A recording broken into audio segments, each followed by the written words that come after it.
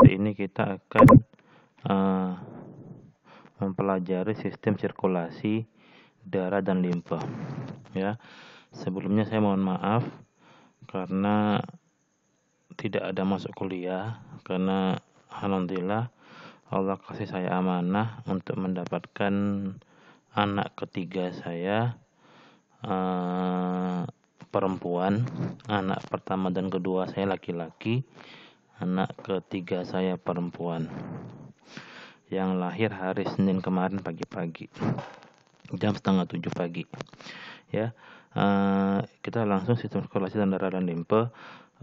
Saya mohon untuk benar-benar dipelajari dan dimengerti, karena ini kayaknya butuh tenaga energi yang ekstra. Jadi harus sabar dalam mencernanya, ya. Pendahuluan sistem sirkulasi darah dan limfa terdiri dari yang pertama sistem kardiovaskuler, yang terdiri dari darah, jantung, dan pembuluh darah. Yang kedua sistem limpatik, ada limpa, ada kelenjar limpa, ada pembuluh limpa. Ya, ini dulu dipahami. Kalau ada ngomongin darah, jantung, pembuluh darah, itu berarti sistem kardiovaskuler. Kalau mengenai limpa, kelenjar limpa, dan pembuluh limpa, itu ngomong sistem limpatik. Ya. Kalau sirkulasi darah seperti ini. Ya. Ini ada jantung, ada pembuluh darah yang ke seluruh tubuh. Ya. Kemudian ada darahnya. Ya. Pointer dulu sebentar. Ya, seperti itu. Kalau sirkulasi limpa, ada pembuluh limpanya yang ke seluruh tubuh, ya. Ada kelenjar limpanya, ya. Sama apa tadi? Ada pembuluh limpanya, ada limpanya, ada kelenjar limpanya. Ya. Seperti ini gambaran sistem vaskularisasi pada anjing. Ya. Sampai ke ujung-ujung jari. Nah, sistem vaskularisasi kalau seperti ini kalian lihat, ini bisa di zoomkan ya. Kita lihat yang ini. Nah, kalau seperti ini ada merah, ada biru. Cara membacanya adalah kalau merah itu berarti pembuluh darah arteri, kalau biru berarti pembuluh darah vena. Seperti ini biasanya. Tapi di peperat kita kurang jelas antara merah dan birunya. Jadi tapi kalau untuk digambar biasanya umumnya di atas anatomi atau di atas atlas bedah radiologi, biasanya kalau ada gambaran seperti ini, kalau merah berarti arteri, kalau biru berarti itu adalah vena. Tahu perbedaan arteri sama vena? Kalau arteri adalah pembuluh darah yang berasal dari jantung. Kalau dari jantung mengalirkan darah ke seluruh tubuh, pembuluh darahnya namanya arteri. Ya. Kemudian sudah sampai ke seluruh tubuh, diserap ke seluruh tubuh nutrisinya, oksigennya juga sudah selesai. Dikatakan darah yang ada di dalam arteri biasanya dikatakan ada darah bersih. Kemudian darah kotor. Kalau darah kotor berarti pembuluh menuju ke, setelah diserap sama seluruh sel-sel tubuh, kemudian dikembalikan lagi darahnya ke jantung melalui pembuluh darah vena. Pembuluh darah vena kalau di gambar-gambar umumnya biasanya warna biru. Ya, sistem kardiovaskuler pada itu darah. Darah merupakan jaringan cair liquid tissue yang terdiri dari elemen sel dan matriks cairan disebut plasma.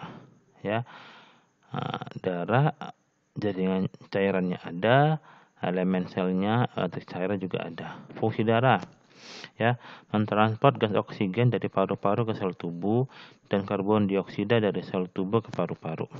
Kemudian mentransport nutrien, hormon, dan enzim.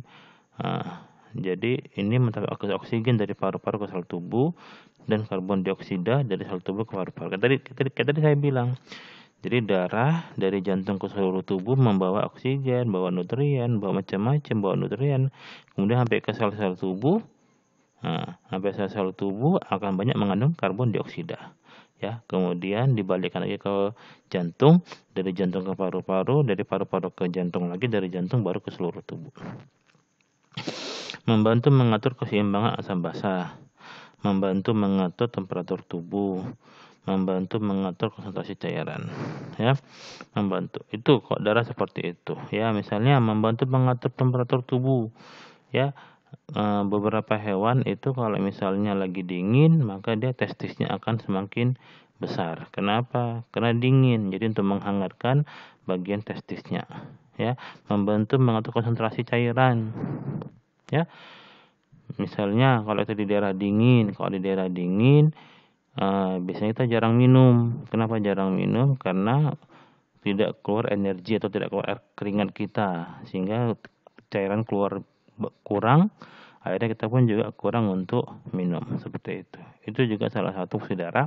Kalau mau lebih pahamnya atau lebih jelasan lagi, kalian bisa belajar di fisiologi, ya.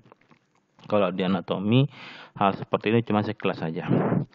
Fungsi darah lainnya itu membantu membuang sisa-sisa metabolisme ke sel ginjal, hati, ke paru, ke kelenjar peluh atau keringat, ya. Hasil-hasil yang tadi darah yang banyak mengandung energinya, nutrisinya ke sel-sel tubuh, kemudian dibalikkan lagi ke jantung, itu mengandung banyak membuang sisa-sisa metabolisme sel. Kemudian menghentikan pendarahan. Ya, pendarahan. Nanti kalau kita pendarahan misalnya ke cucu atau kena pisau, nanti ada sendiri bagian darah yang berfungsi untuk menghentikan pendarahan, lalu mempertahankan tubuh terhadap mikroorganisme dan toksin. Itu sudah pasti. Kemudian darah, ya. Kalau darah itu ada satu plasma darah 55% dan benda darah 45%. Ya. Plasma darah itu yang 55%, 90%-nya adalah sebagai pelarut. 7%-nya adalah protein, ya. Di dalamnya ada apa lagi? Ada elektrolit, asam amino, glukosa, nutrien lain, zat anorganik, enzim, hormon, dan sisa-sisa metabolisme. Itu semuanya 3%. Ya, ada di dalam plasma darah. Benda-benda darah ada eritrosit, leukosit, dan trombosit. Ini ya. Ini macam-macam dari leukosit. Yang ini eritrosit. Ya, seperti itu. Pembentukan eritrosit. Kalau dari kata-kata poiesis itu berarti mengatakan bahwa pembentukan. Jadi eritropoiesis berarti pembentukan eritrosit atau pembentukan sel darah merah. Pada masa fetus atau masih anak-anak atau dalam kandungan, itu kalau pada unggas di kantong kuning telurnya. Kemudian kalau pada hewan lainnya di hati dan limpa. Begitu setelah lahir, nanti pembentukan eritrosit ini ada di sumsum merah, osa vertebrae. Osa vertebrae yang mana? Itu yang osa berarti banyak tulangnya. Vertebrae di daerah punggung, berarti seluruh daerah punggung itu juga sebagai tempat pembentukan eritrosit. Osa costae berarti seluruh tulang costae. Osa cruum, ekstremitas proximalis. Ekstremitas adalah pergerakan proximalis bagian atas, yaitu tulang-tulang untuk yang dipakai untuk pergerakan bagian proksimal, bagian atas. Os humerus di bagian kaki depan, os femur di bagian kaki belakang. Pembentukan leukosit atau leukopoiesis pada sumsum merah sama dengan eritrosit dan seluruh jaringan limfoid, ya. Limfonodus, limpa, dan tonsil, ya. Pembentukan trombosit pada sumsum merah juga sama dengan eritrosit, ya. Limfonodus ini yang mana? Limpa yang mana? Tonsil yang mana? Kalau limfonodus yang ini. Limpa yang mana? Kalau kalian nanti praktikum saluran pencernaan, udah kan kalian waktu itu yang nempel ke lambung, itu namanya limpa. Oke. Sistem kardiovaskular jantung. Pada mamalia sistem sirkulasi darahnya tertutup. Ya, terbagi sirkulasi darah kecil dan sirkulasi darah besar. Kalau sirkulasi darah kecil yaitu dari jantung ke pulmo atau paru-paru, dari pulmo ke jantung lagi kembali. Itu sirkulasi darah kecil. Cuman itu aja. Ya, kalau sirkulasi darah besar dari jantung kemudian ke pulmo, dari ke pulmo ke jantung lagi, dari jantung ke seluruh tubuh, dari seluruh tubuh ke jantung lagi. Itu singkatnya seperti itu. Ya, sirkulasi darah kecil bagian dari sirkulasi darah besar. Sirkulasi darah kecil namanya pulmonum, sirkulasi darah besar namanya adalah sirkulasi darah sistemik. Ya. Ini kita lihat aja sirkulasi darah besar atau sistemik. Ya.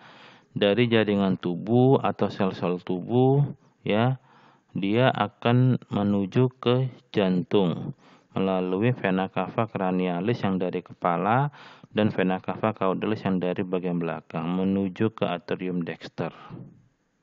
Ya, berarti menuju ke ruangan jantung bagian sebelah kanan. Habis dari atrium dexter ke ventriculus dexter. Setelah dari ventriculus dexter baru ke pulmo melalui truncus pulmonalis. Dari sini menuju ke atrium sinister, bagian jantung yang sebelah kiri melalui vena pulmonalis. Kemudian dari sini menuju ke ventriculus sinister, kemudian ke aorta. Aorta ini nama lain dari arteri besar, baru ke jaringan tubuh. Ya, kembali lagi kan, jaringan tubuh. Jadi dari jaringan tubuh sampai ke sel-sel tubuh, diserap sama sel-sel tubuh apapun yang ada dari darah, kemudian ampas-ampasnya sesuai sama metabolitnya dibalikkan lagi ke jantung, menuju ke atrium dexter melalui vena cava cranialis dan vena cava caudalis. Seperti ini gambarannya, ya.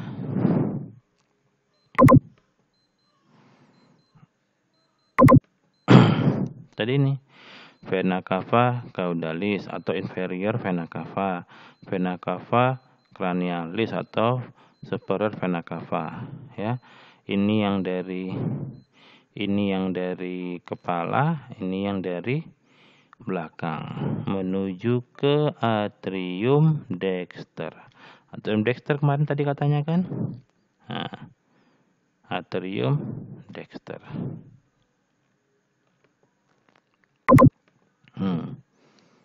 Bentar ya. Atrium dexter.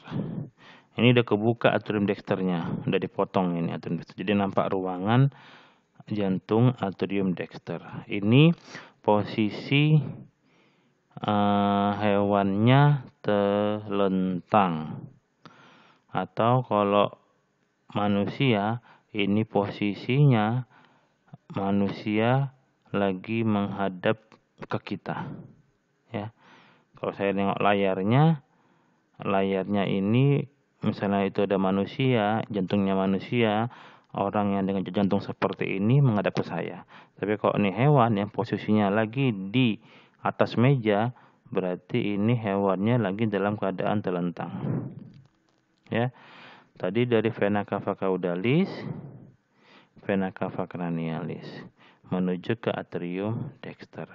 Dari atrium dexter menuju ke ventriculus dexter atau ventriculum dexter bisa. Dari ventriculus dexter ini menuju ke pulmo. Nah, pulmo melalui arteri pulmonalis. Ya, baru menuju ke pulmo, tapi ini pulmonya nggak nampak. Dari pulmo, dari paru-paru menuju ke atrium sinister. Ini dia atrium sinister. Ya, atrium lebih kecil atrium sinister kan ya. Atrium sinister masuk darah dari pulmo. Ya. Kemudian masuk ke ventriculus dexter. Ventriculus sinister. Ya. Baru dia akan ke seluruh tubuh melalui aorta. Ini dia jalurnya. Oke. Gampang kan? Vena cava cranialis, vena cava caudalis menuju ke atrium dexter, menuju ke ventriculus dexter, baru jalan menuju ke paru-paru melewati arteri pulmonalis. Dari paru-paru kembali ke jantung melalui vena pulmonalis. Nyampenya ke atrium sinister atau atrium kiri. Kemudian masuk ke ventriculus atau ventricle sinister. Dari ventricle sinister dari seluruh akan dipompakan ke seluruh tubuh melalui aorta, atau ini arteri yang besar-besar ini ya. Nah, itu pemahaman jalurnya sementara ya. Udah paham? Sekarang kita bahas yang lain. Ya. Ini biru, ini biru, ini biru. Kalau namanya vena berarti warna biru. Kalau ada warna biru, kalau nama vena, ya tadi kita bilang apa? Vena itu mengangkut darah yang berasal dari sel-sel tubuh, yang berasal dari sel-sel tubuh yang membawa sisa-sisa metabolit. Ya, kalau oksigen dibawanya tadi dari jantung menuju seluruh tubuh membawa oksigen, tapi kalau vena ini membawa karbon dioksida. Ya, intinya yang biru-biru ini adalah vena. Kenapa vena? Karena dia bukan biru-biru. Yang biru ini bukan vena.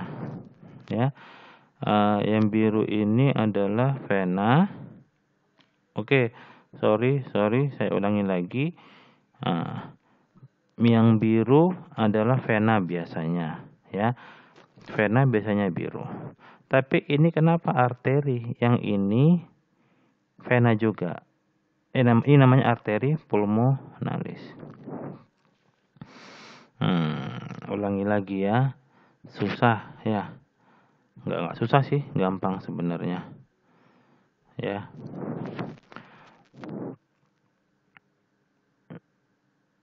Dari sini ya.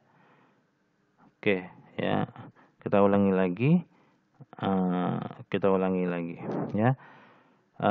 Pembuluh darah yang menuju ke jantung namanya vena. Pembuluh darah yang menuju jantung namanya vena.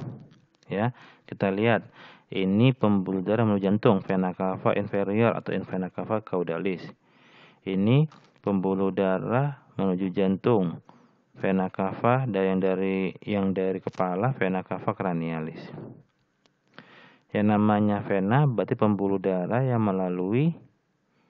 pembuluh darah yang menuju ke jantung itu namanya vena. Ini satu lagi vena pulmonalis. Jadi ini pembuluh darah yang tadi dari paru-paru menuju ke jantung. Pembuluh darah yang menuju jantung namanya vena. Pembuluh darah yang keluar jantung namanya arteri. Kayak gini, ini aorta atau arteri keluar jantung. Ini juga arteri pulmonalis. Oke, paham? Dah, itu dulu. Yang masuk ke jantung namanya vena, yang keluar dari jantung namanya arteri. Yang masuk ke jantung namanya vena cava cranialis, vena cava caudalis, vena pulmonalis. Ya, pembuluh darah yang keluar dari jantung arteri. Ya, ini namanya aorta dan ini namanya arteri pulmonalis. Oke, titik. Udah paham ya? Dari sini udah paham? Selanjutnya adalah pemahaman kenapa ditulis biru dan ditulis merah. Kalau yang namanya biru berarti mengandung banyak karbon dioksida. Yang namanya merah mengandung banyak oksigen. Biasanya umumnya arteri mengandung banyak oksigen karena arteri menuju ke seluruh tubuh biasanya mengandung banyak oksigen. Tapi ini ada arteri yang khusus. Tadi prinsip yang keduanya adalah yang keluar dari jantung pembuluh darahnya namanya arteri. Nah, kenapa arteri yang ini biru sedangkan sini arteri sini merah? Kalau ini kan arterinya banyak oksigennya. Ini arterinya banyak karbon dioksida. Kenapa banyak karbon dioksida? Karena dari vena caudalis, dari vena cranialis menuju ke atrium. dexter menuju ke ventriculus dexter menuju ke paru-paru. Belum ketemu sama paru-paru dia. Jadi darahnya masih mengandung banyak karbon dioksida. Oke, dan ataupun banyak mengandung sisa-sisa metabolit juga. Makanya dibilang, maka sini ditulis kasih gambar warnanya biru. Ya. Kemudian ini belum sampai ke paru, udah sampai ke paru. Udah nyampe ke paru-paru. Balik lagi darah itu ke jantung. Vena pulmonalis. Tadi di sini venanya banyak karbon dioksida, di sini banyak karbon dioksida. Kenapa di sini venanya banyak oksigennya? Karena ini adalah vena yang berasal dari paru-paru yang banyak mengandung oksigen. Prinsip kedua tadi, yang keluar dari jantung namanya arteri, yang masuk ke jantung namanya vena. Khusus untuk yang dua ini, biasanya arteri itu mengandung banyak oksigen, tapi arteri pulmonalis banyak mengandung karbon dioksida. Yang namanya vena biasanya mengandung banyak karbon dioksida, kecuali vena pulmonalis mengandung banyak oksigen. Ini dari gambar ini. Tengok kita ke sebelah sini, seperti ini. Ya, dari vena cava cranialis, vena cava caudalis menuju ke atrium dexter, ke ventriculus dexter, jalan melalui arteri pulmonalis ke paru-paru, dari arteri pulmonalis masuk ke jantung lagi, menuju ke jantung namanya vena pulmonalis, masuk ke atrium sinister, ventriculus sinister, kemudian dipompakan ke seluruh tubuh melalui aorta. Ini namanya aorta, nama lain dari arteri besar, ke seluruh tubuh. Ya, ke seluruh tubuh. Ya. Sampailah ke tubuh, ke jaringan, ke sel-sel, diserap oksigennya, nutrisinya segala macam. Sampai ke pembuluh darah kapiler, pembuluh darah yang paling kecil, kemudian dikembalikan lagi darahnya ke jantung. Jadi awalnya dikasih darah bersih, darah yang banyak mengandung banyak nutrisi dan oksigen. Selesai semua diambil nutrisinya, diambil oksigennya, dikembalikan ke jantung yang mengandung banyak sisa-sisa metabolit sampai ke jantung. Yang ini dari bagian belakang caudalis, yang ini bagian dari depan cranialis. Seperti itu. Ya.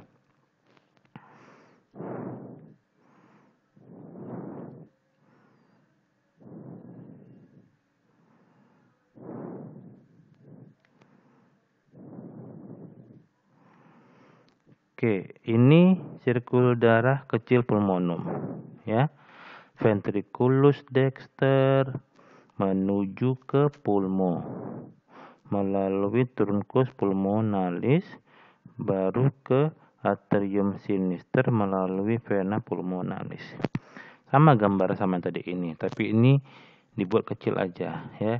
Dari ventriculus dexter menuju ke pulmo. Ini kanan kiri ini pulmo kan. Kemudian setelah dari pulmo menuju ke jantung melalui vena pulmonalis.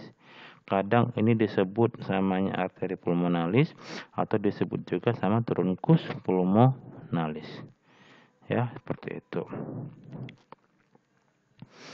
Sistem kardiovaskular pada jantungnya, ya. Manusia 0,4% berat badan, cuman kilonya 0,2-0,3 kilo. Pada kuda sekian, pada sapi sekian, pada babi sekian. Bentuk jantungnya seperti kerucut terbalik, ya, ke basis cordis di bagian dorsal dan apex cordis di bagian ventral jantung. Ya. Yang ini bagian basis, ya, bagian dorsal, yang ini ventral atau namanya apex cordis. Perikardium, selaput pembungkus jantung yang berfungsi melindungi jantung terhadap benturan dan gesekan. Perikardium. Jadi nanti ada pelapisnya di sini perikardium untuk biar tidak tergesek-gesek dan tidak terbentur. Ya. Sistem kardiovaskular lagi, perikardium terdiri dari bagian luar fibrosa, lapis serosa parietalis, baru ada serosa visceralis atau epikardium. Ya, dinding jantung ada epikardium lapisan luar, miokardium lapisan tengah, endokardium lapisan dalam. Vaskularisasi otot. Kalau vaskularisasi otot berarti otot mendapatkan nutrisi pembuluh darah otot adanya namanya arteri coronaria sinistra et dextra. Ada sih gambarnya. Arteri coronaria sinistra et dextra. Tidak ada. Makanya dibilang kalau gagal jantung, sakit jantung koroner, berarti arteri koronarianya yang untuk memvaskularisasi jantungnya itu bermasalah. Arteri koronaria. Sakit apa? Jantung koroner. Berarti arteri koronarianya bermasalah. Inervasi otot jantung oleh nervus vagus dan nervus plexus cardiacus. Pada pemamah biak, jantung terletak di spatium intercostale. Ya, spatium celah intercostale di antara coste 2 dan 5. Bayangkan coste kan udah banyak, nomor 1, nomor 2, 3, 4, 5, 6, 7, 8, 9, 10, berapa. Jadi jantung ini berada di 2 hingga 5 bidang kiri. Berarti lebih ke arah kiri. Kalau kita lihat, kita foto si anjing kayak gini kan posisinya. Nah, kayak gini, yang ini posisi seperti ini. Ya, misalnya dipoto, dia lebih mengarah ke kiri jantungnya. Dan misalnya kalau kita foto dari ventral, posisinya kita foto si kucing atau si anjing dalam posisi telentang atau posisinya ventral. Ya, arah cahayanya dari ventral atau dari perut atau dada.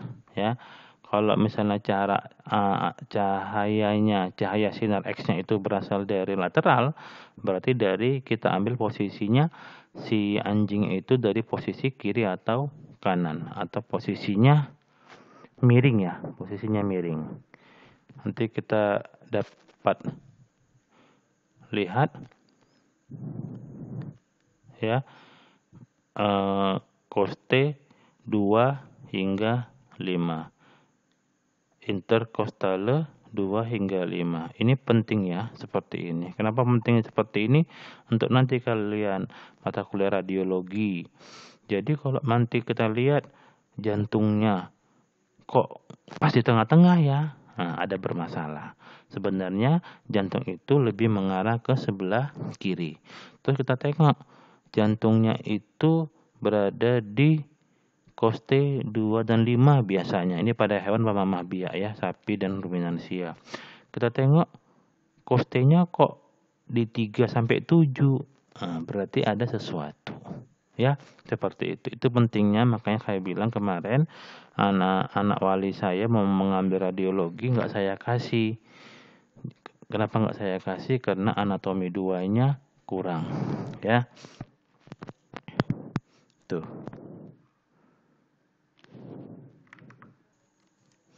Oke, kita lanjut lagi.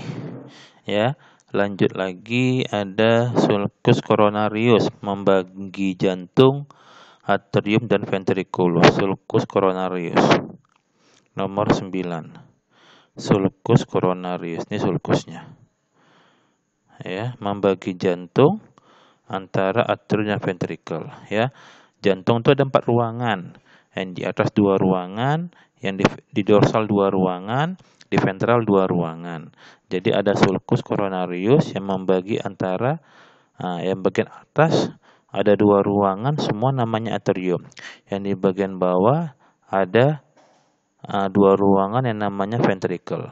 Ya, pemisah antara 2 ruangan yang di dorsal sama 2 ruangan yang di ventral namanya sulcus coronarius. Ada sulcus longitudinalis dexter, membagi ventriculus sinister dan dexter, tampak di bidang kanan jantung. Jadi kalau di sebelah kanan jantung kita lihat nanti kalau ada praktikum, ada sulcus longitudinalis dexter. Di sini ada, nggak ada. Di sini ada, nggak ada. Ya, dia yang membagi ventriculus sinister dan dexter. Kalau di sini kita lihat seperti ini. Ini kayak ini ya. Sulcus longitudinalis sinister dan dexter. Ya, seperti ini. Membagi ventriculus kiri dan kanan. Apalagi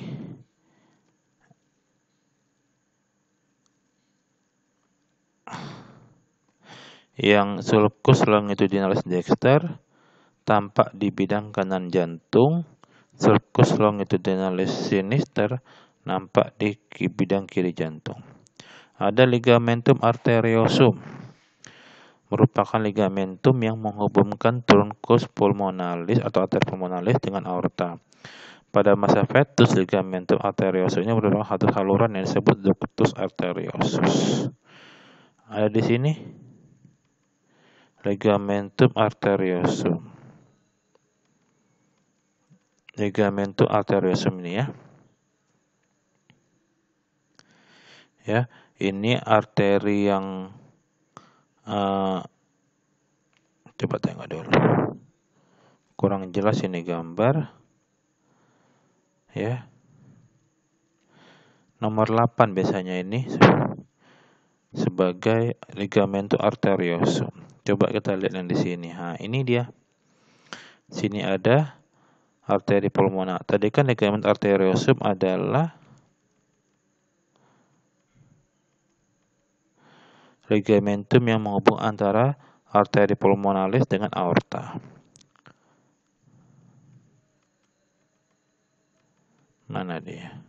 Ini dia. Ligamentum yang menghubungkan antara arteri pulmonalis dengan aorta. Ini dia. Ya, ini ligamentum arteriosum. Kalau di sini berarti ini ligamentum arteriosum, ligamentum arteriosum. Ya, lanjut. Jantung mamalia memiliki 4 ruang ya. Tadi ya atrium dexter, ventriculum dexter, atrium sinister, ventriculum sinister. Yang dexter sama sinister tidak pernah berhubungan, ada sekatnya ya. Kecuali atrium dexter sama ventriculum sesama dexter ada hubungannya, sesama sinister ada penghubungnya. Tapi kalau untuk bidang jantung kiri dan kanan tidak ada hubungannya karena mereka harus berhubungan melalui pembuluh darah. Atrium dexter ada auricula dexter, kantung atrium yang menyerupai daun telinga. Auricula namanya telinga dan terdapat musculus pectinati di dinding bagian dalam. Musculus pectinati di dinding bagian dalam. Fossa ovalis suatu diverticulum di septum interatria sebagai sisa foramen ovale yang menghubungkan atrium sinister dan atrium dexter pada fetus. Pada saat fetus, atrium sinister dan tadi kan saya bilang atrium di bagian sinister sama dexter tidak ada penghubungnya, tapi pada saat fetus ada namanya foramen ovale menghubungkan antara atrium sinister dan dexter, foramen ovale. Ini namanya fossa ovalis ya. Ini atrium dexter, ini atrium sinister, nggak nampak di sini. Ventriculus dexter, dindingnya lebih tipis dibandingkan yang sinister. Ventriculus dexter, yang ini yang dexter. Ini yang dexter, ini yang sinister. Yang dexter lebih tipis kan dindingnya, yang sinister lebih tebal. Kemudian menerima darah dari atrium dexter ya. Ventriculus dexter menerima darah dari atrium dexter. Kayak tadi ya, dari vena cava cranialis, vena cava caudalis menuju ke atrium dexter, dari atrium dexter menuju ke ventriculus dexter. Ada ostium atrioventriculare dexter, pintu antara atrium dexter dan ventriculus dexter. Pintunya nih namanya ostium. arterioventricularis dexter. Terdapat valva tricuspidalis atau valva arterioventricularis dexter. Valva tricuspidalis ini valva. Ya, ini valvanya. Kemudian ada chorda tendine, tali-tali penghubung antara valva tricuspidalis dengan musculus papillaris. Nah, yang ini yang tali-talinya namanya chorda tendina. Yang ini namanya tadi valva. Oke. Ruang jantung ada musculus papillaris, penebalan dinding ventriculus. Ya. Kemudian ada ostium arteria pulmonalis, terdapat valva trunci pulmonalis, ada ostium arteria pulmonalis. Mana tadi? Nah, ini ostium. Nah, ini ada valva. Ada di ini ada namanya ostium. Ya, ostium. Namanya ostium arteria pulmonalis, ada valva trunci pulmonalis. Ada valva trunci pulmonalis. Oke. Kemudian ada musculus transversus cordis, otot yang menghubungkan dinding ventriculus dexter dengan septum interventriculare, berfungsi mencegah dilatasi berlebihan dari dinding ventriculus dexter. Ya, ini valva musculus transversus cordis. Musculus transversus cordis. Apa katanya? Untuk mencegah terjadi dilatasi yang berlebihan dari dinding ventriculus dexter. Kenapa? Karena ventriculus dexter menerima darah dari seluruh tubuh. Takutnya dia akan mencegah dilatasi, mencegah pengembangan atau membengkak. Ya, bahasa dilatasi itu membengkak, melebar, membesar, berlebihan dari dinding ventriculus dexter. Ya, seperti ini. Yang A ini adalah ruang ventriculus sinister. Kok jadi sinister di sini? Ya, sinister. Yang 4 ada chorda tendine. Tadi yang tali-tali itu saya bilang chorda tendine. Yang 10 musculus papillaris. Ya, ada 18 valva aorta. Ya, 19 valva arterioventricularis sinistra. Yang B ini ruang atrium sinister. Ada musculus pectinati yang nomor 11. Ya. Ini yang bilang valva-valva itu ya, yang putih-putih ini valva. Oke. Kemudian ruang jantung lainnya ventriculum sinister, dindingnya lebih tebal.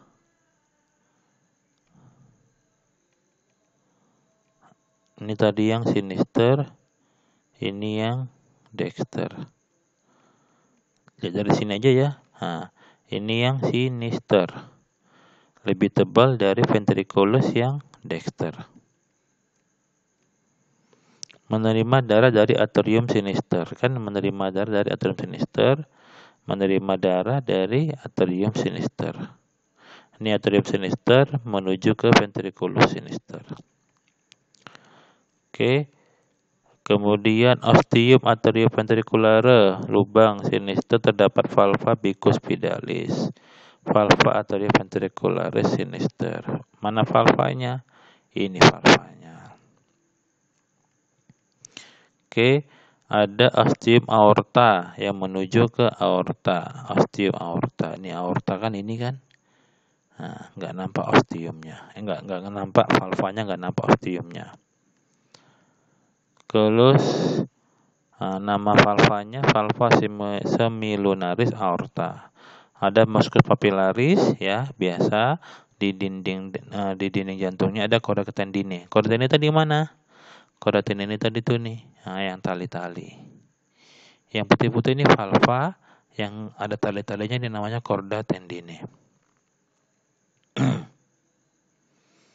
Oke. Atrium sinister menerima darah dari pulmo ya. Tadi kan udah tahu atrium sinister. Nah, ini menerima darah dari pulmo. Makanya saya bilang energinya agak terkuras di sini di awal. Kalau kan tadi konsep dasar di awal tadi susah, nggak ngerti, maka kata-katanya seperti ini susah mengertinya.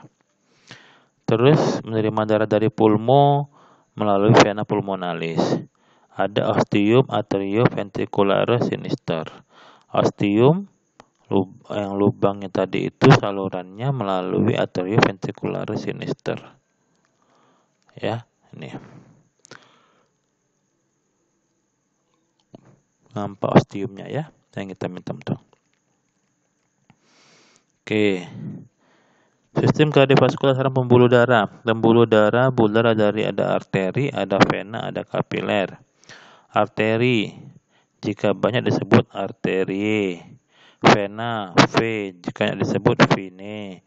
Kapiler terdiri dari arteriol dan venul. Jadi arteri yang begitu banyaknya sampai mana gitu banyaknya sampai ke sel-sel tubuh. Nah, jadilah namanya pembuluh darah kapiler. Kalau arteriol, venol itu adalah yang dari venanya. Mana gambarannya? Nah, seperti ini. Ini vena, ini arteri, sampailah ke sel. Ini misalnya sel-sel tubuh, jadi yang kecil-kecil dia jadi venol, ini jadi arteriol. Nah, nggak ada gambaran. Nih, kita kasih. Mana ya? Ini dia. Ini gambarannya. Ini misalnya sel-sel tubuh. Ini misalnya sel-sel tubuh di bagian kaudal. Ini sel-sel tubuh di bagian kranial. Ya. Nah, inilah namanya arteriol. Jadi dari aorta, terus nama aorta itu arteri besar, baru ada arteri-arterinya mencabangkan sampai ke sel-sel tubuh. Di sinilah arteriol dan di sini adalah venol. Di sini terjadi penerimaan nutrisi oksigen di sel-sel tubuh. Sudah selesai diterima sama sel-sel tubuh, dikembalikan lagi darahnya ke jantung melalui venol. Baru ke vena, membawa sisa-sisa metabolit dan banyak mengandung karbon dioksida. Oke. Anastomose, bulu-bulu darah yang membentuk jaringan atau anyaman pembuluh darah. Ini ya, ini namanya anastomose bulu darah. Apa perbedaan arteri dan vena? Ops, tadi saya lupa memberitahukan bahwa kenapa dinding ventriculum sinister lebih tebal. Kenapa? Karena ventriculum sinister memompa darah dari jantung menuju ke seluruh tubuh. Jadi harus sampai ke ujung-ujung kepala, harus sampai darahnya itu ke ujung-ujung kaki. Kenapa ventriculum sinister? Itu yang sinister ya, lebih tebal dindingnya. Nah, nih lebih tebal. Kenapa yang dexter nggak tebal? Karena yang dexter ini memompa darah cuma sampai ke paru-paru tok. Sampai paru-paru ya udah, nggak jauh kan kalau paru-paru. Jauh nggak? Nggak jauh. Tengok gambarannya mana? Ya ini gambarannya. Ini ventriculus sinister, dindingnya tebal, memompa darah ke seluruh tubuh. Harus sampai ke ujung-ujung jempol kita, ke ujung-ujung telunjuk kaki kita, kelingking kita, atau sampai ke kepala kita sampai ke telinga kita. Nah, makanya pemompanya harus mantap, makanya dindingnya tebal. Kenapa ventriculus yang dexter ini tipis? Karena pompanya cuma sampai ke paru-paru tok, nggak nyampe jauh-jauh. Habis paru-paru, kembali lagi darahnya. Ya, paham? Wajib paham. Nggak paham, WA saya nggak apa-apa. Malam pun kok akan lagi belajar, kalau mau WA saya aja. Mungkin akan saya balas pagi, siang, atau sore. Apalagi perbedaan antara arteri dan vena. Arteri memiliki dinding yang lebih elastis dan lebih tebal. Vena memiliki dinding yang kurang elastis dan lebih tipis karena harus tebal karena mengandung banyak nutrisi dan disalurkan ke seluruh tubuh. Arteri membawa darah yang mengandung mengandung oksigen. Vena membawa darah yang mengandung karbon dioksida. Arteri membawa darah yang berasal dari jantung, sedangkan vena membawa darah menuju ke jantung. Pada arteri dapat dirasakan pulsusnya dibandingkan venanya. Ada pulsusnya kalau arteri. Kalau kalian pegang itu yang di pangkal telapak tangan kalian tuh tut tut tut yang atau kita periksa berapa denyut nadinya, itu yang kita periksa ada pulsus dari arteri. Arteri lebih profundal daripada vena, berarti vena lebih superficial daripada arteri. Kalau kita mengambil darah untuk donor darah atau pemeriksaan darah, yang diambil adalah darah dari vena, bukan darah dari arteri. Kalau darah dari arteri kita nggak kuat. Kenapa? Karena terlalu kenceng tekanannya. Kenapa kenceng tekanannya? Karena berasal dari jantung yang sebelah kiri, yang dindingnya tebel. Jadi dipompanya kencang-kencang. Begitu misalnya, kalau misalnya ada muncrat-muncrat seperti itu biasanya pembuluh darah arterinya yang terputus. Jadi kita nggak kuat menghadapi kekuatan pompaan dari jantung ventriculus yang sebelah sinister. Kalau yang vena, karena dia menuju ke jantung, nggak ada yang memompakan. Kan tadi pembuluh darah vena dari mana? Dari sel-sel tubuh menuju ke jantung melewati venol, dari venol menuju ke vena, dari vena baru ke jantung. Ada yang mompa? Nggak ada. Jadi enak, tekanannya nggak tinggi. Ya, tuh. Tadi arteri dari jantung ke seluruh tubuh, kemudian tadi ini yang merah namanya arteriol, yang biru venol, pembuluh darah kapiler, pembuluh darah yang terkecil. Ya, kemudian dari menuju ke jantung melalui vena. Ya, inilah ukuran-ukuran vena yang besar, yang medium, ini yang venul, ini yang kapiler. Begitu nyampe ke kapiler, inilah dia. Ada titik-titiknya seperti ini, ya. Tempat penyerapan dan pengambilan darah di sel-sel tubuh. Tengok ini vena, tipis kan? Tengok ini arteri, tebal kan? Harus tebal. Kenapa? Karena tekanannya kuat. Kalau enggak nanti bocor. Kalau sudah bocor, panggil tukangnya. Siapa tukangnya? Dokter spesialis bedah pembuluh darah. Oke, limpe. Sistem limpe adalah sistem sirkulasi terbuka di ruangan-ruangan antar sel dan tidak memiliki pompa sentral seperti jantung.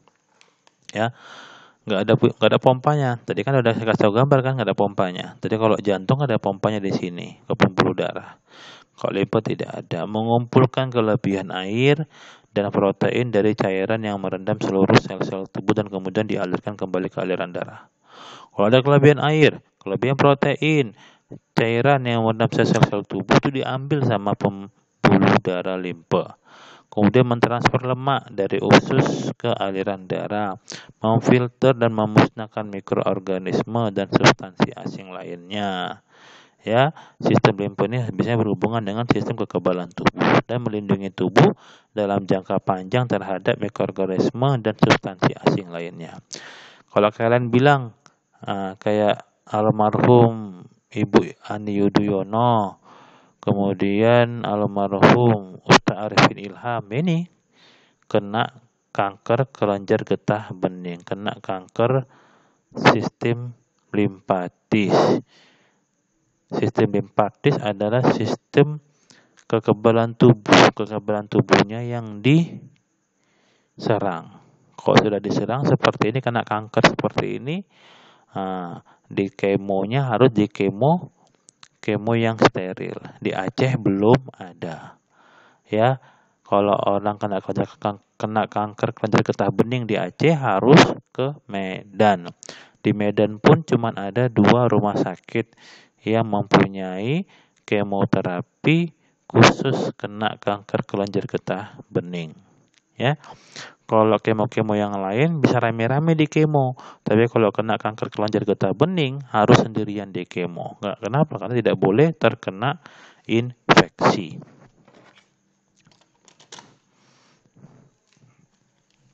Ya, seperti itu.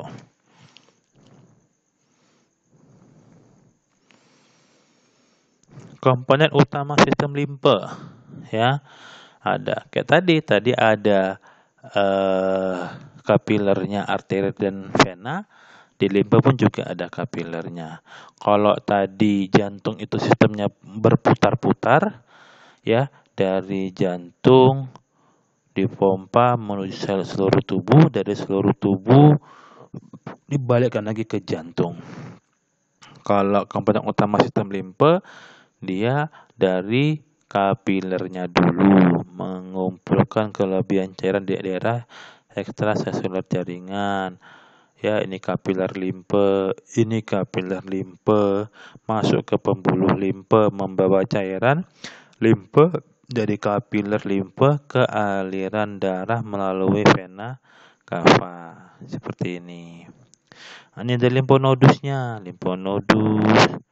Ya, limfonodus terdapat di sepanjang pembuluh limpe, pengumpul untuk memfilter material yang ada di cairan limpe selama perjalanan ke aliran darah. Masya Allah, lengkap, ya Allah kasih.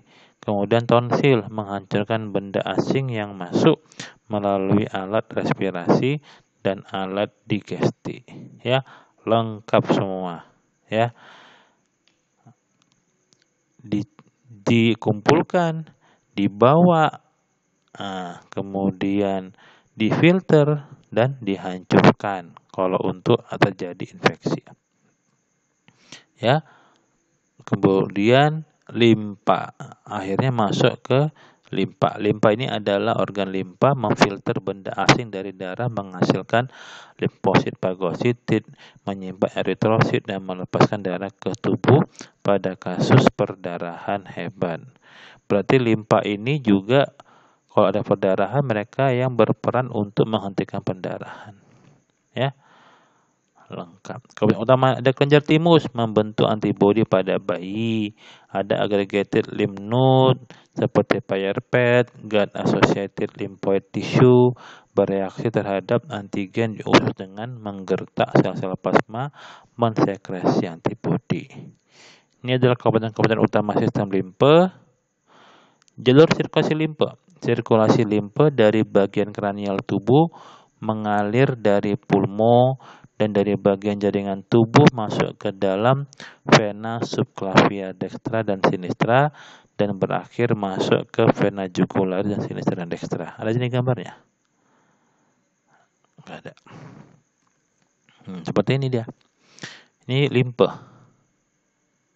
Sistem limpe ini